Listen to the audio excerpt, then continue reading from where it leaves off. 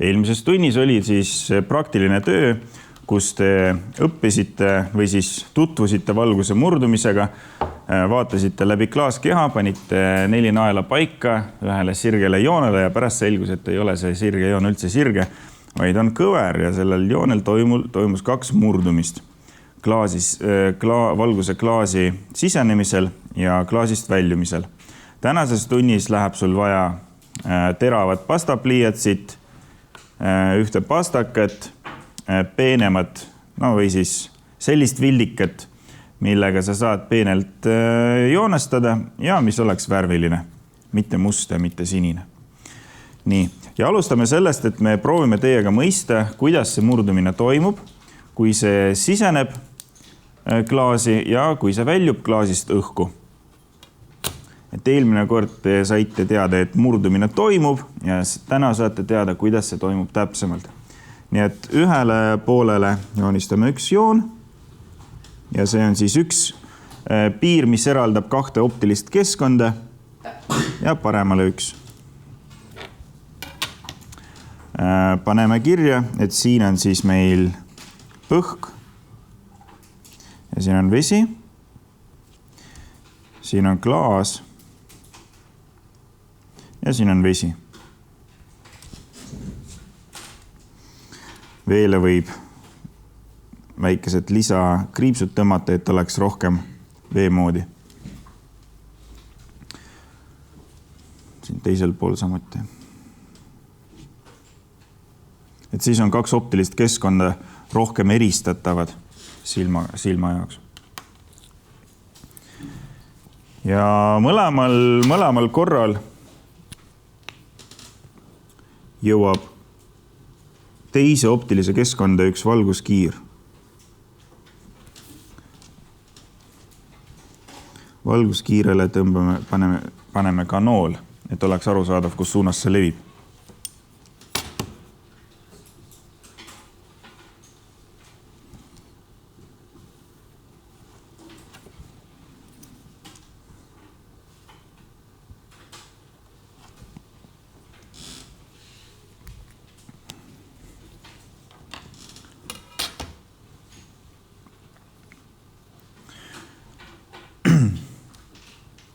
Nii, nüüd on vaja paika panna murdumisnäitajad, optiliste keskkondade murdumisnäitajad. Meil on siin 3 optilist keskkonda, kus valgus saab levida. Õhk, vesi ja klaas. Õhu murdumisnäitaja on 1, vee murdumisnäitaja on 1,3 ja klaasi murdumisnäitaja on 1,5. Ja paneme need murdumisnäitajad paika. Murdumisnäitajad me tähistame N-tähega ja see optiline keskkond, kus valgus on enne murdumist, me tähistame tähega N1. Ja vasakul joonisel see on 1. Ja järgmise optilise keskkonna murdumisnäitaja, kus valgus jõuab, tähistame siis N2 ja vee puhul see on siis 1,3. Et valgus oli keskkonnas murdumisnäitajaga 1 ja jõudis keskkonda murdumisnäitajaga 1,3. Nii, see on paigas. Ja nüüd teeme järgmist. Tõmbame pinnaristsirge. Pinnaristsirget joonlauaga on tõmmata üpris lihtne. Sul on vaja tõmmata üks joon, mis on risti pinnaga. Ja mina kasutan siin neid sentimeetri jooni. Siin on üks sirge sentimeetri joonlaual ja seda ma panen siis paralleelselt selle keskkondi eristava joonega ja nii tõmban pinnaristsirge.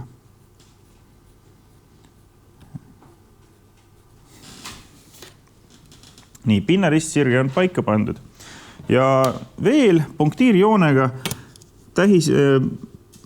tõmbame ka seda suunda, kuhu valgus tahtis liikuda, kui murdumist ei toimuks, kuhu valgus oleks liikunud murdumiseta.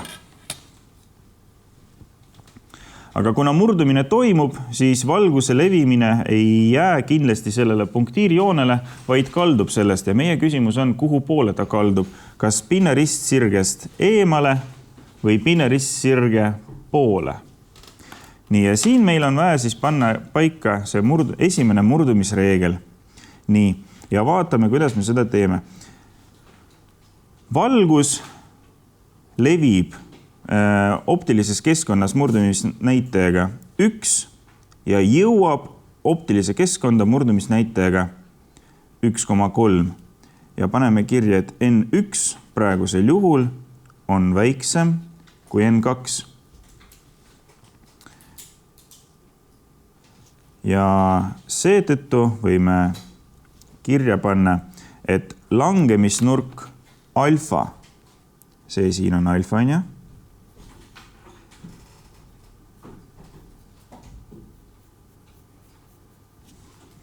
Langemisnurk alfa peab olema suurem kui murdumisnurk gamma.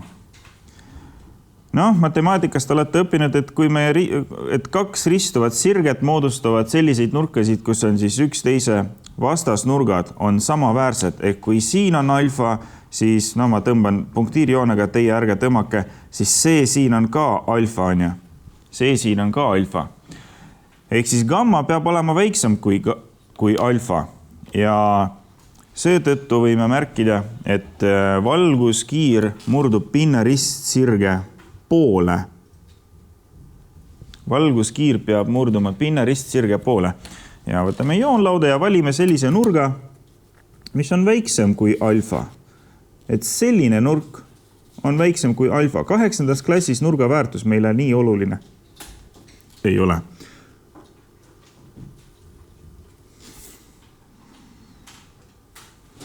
Nii. Ja nüüd see siin on nurk gamma, ehk siis murdumisnurk.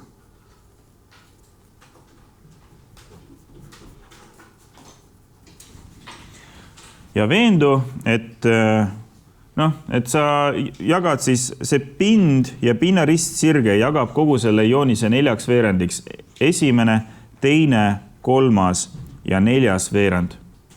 Ja veendu, et sinu valguskiired on sellistes veerandites, mis on diagonaalis. Ehk siis kui valguskiir tuli esimesest veerandist, siis ta ei saa minna 4. veerandisse, ta läheb 3. veerandisse. Kui valgus jõudis 2. veerandist, siis ta läheb kindlasti 4. veerandisse. Kui valgus jõudis 4. veerandist, siis ta läheb kindlasti 2. veerandisse. Et ta saab minna ainult diagonaalis selles ristis. Nii ja siia alla pane kirja lause.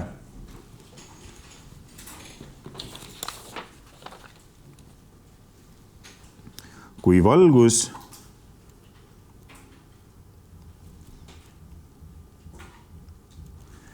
jõuab hõredamast keskkonnast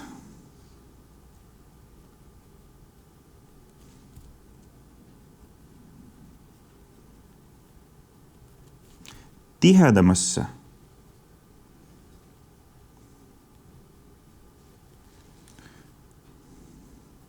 siis murdub see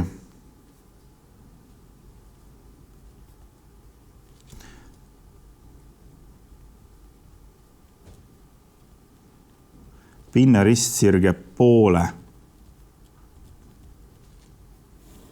Ja see on esimene murdumisreegel, et kui valgus jõuab optiliselt hõredamast keskkonnast optiliselt tihedamasse keskkonda, siis see murdub pinnaristsirge poole.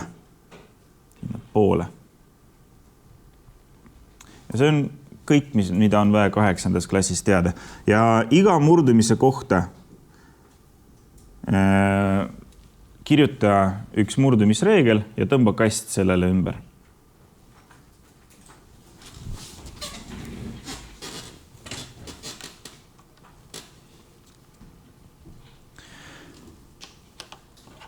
Nii ja teeme järgmise joonise. Järgmises joonises samamoodi tõmbame pinnaristsirged.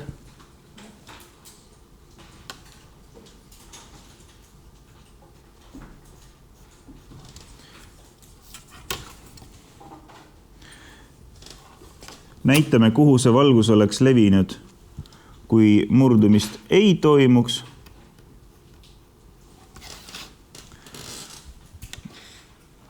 paneme paika N1 ja N2. N1 on see, kus valgus on ennem. Klaasi puhul see on 1,5 ja N2 on see, kus valgus on pärast. Ja V puhul see on 1,3 ja paneme kirja murdumisreegel. N1. Nüüd N1 on suurem kui N2. Ja alfa siis peab olema väiksem kui gamma. Ja murdumisreeglile teeme ühe kasti ümber. Et siin on seesama alfa.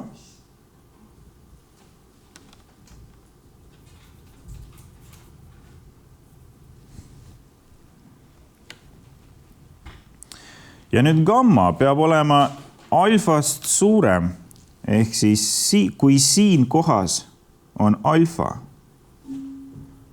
kui see on alfa, siis gamma peab olema sellest nurgast suurem, ehk siis valgus peab murduma pinnaristsirgest eemale.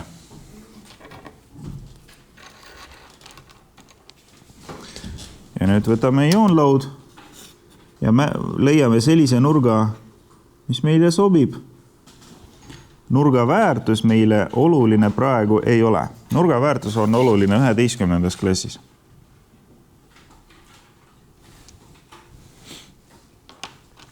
Nii ja tähistame ära, et see siin on nurk gamma.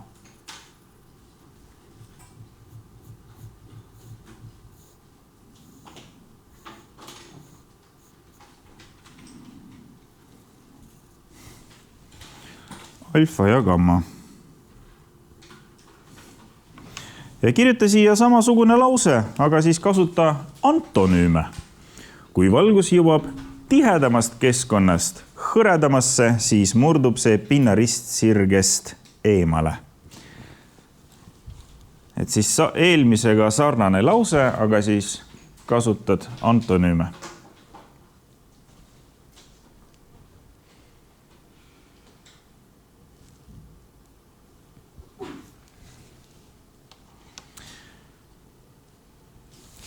Ja siia allapoole tuleb sulle üks ülesanne.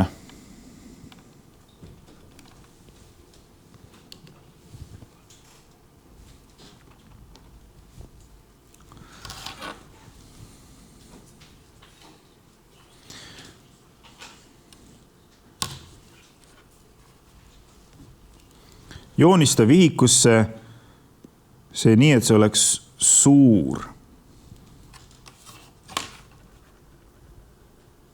Et sul oleks ruumi selle ülesande lahendamiseks.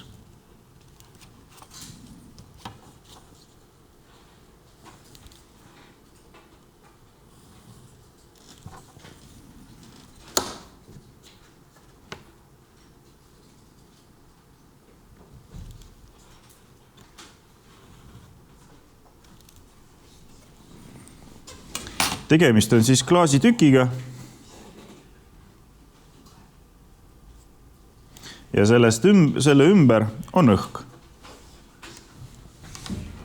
Ja selle klaaskeha sisse jõuab 2 valguskiird.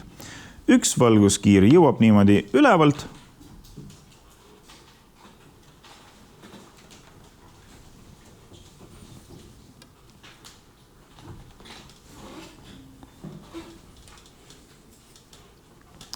Ja teine valguskiir jõuab siit paremalt vasakule.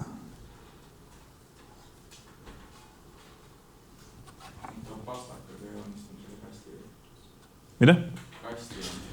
Ja, no need kehad ja keskkonnad võib pastakaga kogu aeg teha. No sa ei pea ainult pastakaga seda tegema, sa lihtsalt enda jaoks pead kokku leppima, et mida sa kogu aeg millega kirjutad. Et valguskiired näiteks kogu aeg joonistad ainult selle vildikaga, pinnaristsirged selle pliiatsiga ja keskkonnad joonistad näiteks kas või selle pastakaga või siis selle vildikaga kogu aeg. Aga mitte sama vildikaga, millega sa valguskiired joonistad. No, et see oleks arusaadavam, tõmbame ka need jooned siia, et oleks silmale eristatavam 2 optilist keskkonda. Ja nüüd tee samasugune joonis vihikusse ja lahendas ära. Konstrueeri kiirtekäigud. Sul kokku tekib 4 murdumist. Esimene murdumine toimub. No ütleme, kui me seda kiirt võtame siin, siis esimene murdumine toimub siin. Ja siin kohas sa pead võrdlema N1 ja N2. Sa pead neid omavahel siin võrdlema. Samuti ka siin kohas sa pead võrduma N1 ja N2. Iga murdumise korral sa pead kogu aeg võrdlema murdumisnäitajaid. Ja nüüd, kui see ülemine kiir jõuab alla, no näiteks kuskil siia kohta, siis siin sa jälle pead sa pead võrdlema N1 ja N2. Et kui siin klaasist sisenemisel N1 on õhu oma, siis klaasist väljumisel N1 on klaasi oma, sest klaasist väljumisel, murdumisel on klaas esimene optiline keskkond ja õhk on teine optiline. Kas õhuks võib panna lihtsalt 1? Jaa, õhk on alati 1, jah.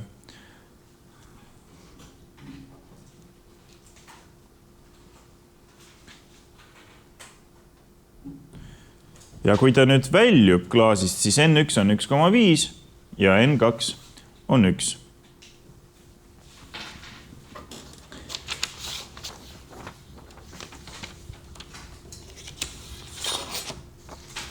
Et pane video pausile ja proovi tekita joonised.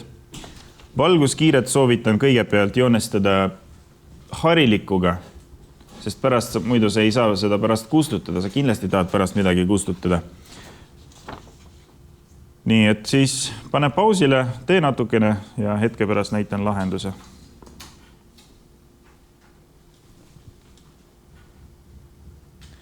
Ja lahenduseks peaksite saama midagi sellist. Et siin on see lihtsalt peegelpildis.